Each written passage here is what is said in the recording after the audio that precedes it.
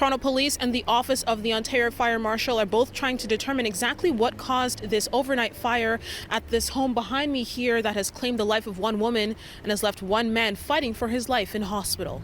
It's hard for me to say at this point. I don't know what I'm going to discover and whether I need to have additional resources from the Office of the Fire Marshal attend to assist me with the investigation. Crews were called to a one-alarm fire at a home on Rushholme Road near College and Dufferin Street shortly after midnight. The fire trucks were already here when I woke up, and by the time I got out, they have already extracted the people from the house, and they were getting into the top floor to, I guess, assess the rest of the damage, see if anyone else was up there.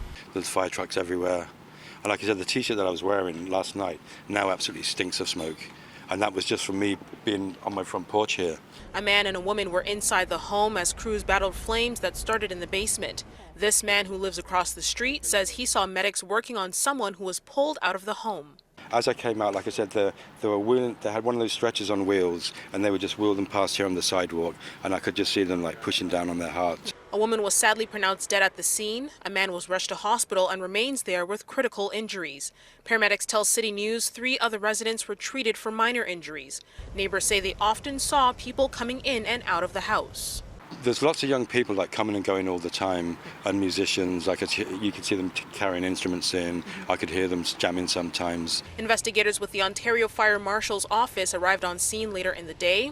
They will be looking at whether the home had working smoke alarms. Part of the job that I will be looking at is a fire code compliance of this property. If the damage is such that they've been significantly impacted by the fire, I may have to search for them. When asked if this fire was being considered suspicious, police would only say that all unexplained or sudden deaths are treated as suspicious until they know the cause of death and establish full circumstances. Oh, it was just kind of like disbelief. Like I was in complete shock. Like, so obviously you hear about fires and whatever, but when it's this close to home, it's pretty scary.